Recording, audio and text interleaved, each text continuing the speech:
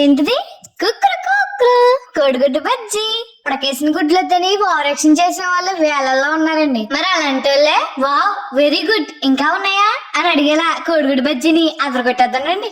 ముందు కుక్కర్ లో గ్లాస్ నీళ్లు పోసేసుకుని అందులో కావాల్సిన గుడ్లు వేసేసుకుని దాని మీద మూత పెట్టేసి ఒక కోత వచ్చే వరకు గ్యాస్ మీద పెట్టేసుకుని ఉడికించేసుకోండి.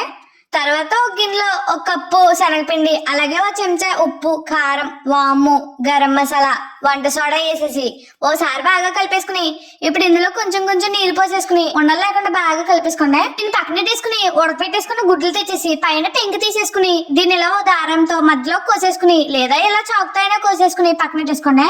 తర్వాత మూకుల్లో మీకు సరిపడా నూనె వేసేసుకుని అది బాగా వేడెక్కిన తర్వాత ముక్కలుగా చేసుకున్న గుడ్లు తెచ్చేసి కలుపుకున్న శనగపిండిలో వేసేసి గుడ్డు ముక్కకి శనగపిండితో మేకప్ వేసేసుకుని వేడెక్కిన నూనెలో ఇలా చెంచాతో ఒక్కొక్కటిగా వదులుకుని రెండు వైపులా కాల్చుకుని బాగా కాలిపోయిన తర్వాత ఇలా గరిటెతో తీసుకుని ప్లేట్లోకి వేసేసుకోండి.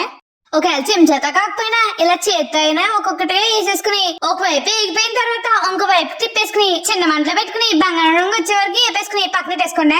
ఇప్పుడు ఇలా పచ్చిమిరకాయలకి ఘాట్లు పెట్టేసుకుని ఇలా నూనెలో బాగా వేపేసుకోండి. ఇప్పుడు ప్లేట్లోకి తీసుకున్న బజ్జీల మీద పెట్టుకున్న పచ్చిమిరకాయలకి అలంకరించేసుకుని ముక్కలు ముక్కలు కొరుక్కుని తింటే ఉంటుందండి. ఎకరాల అమ్మైనా సరే ఈ ఎగ్ బజ్జీని ఎగబడి తినాల్సిందే అనిపిస్తుందండి.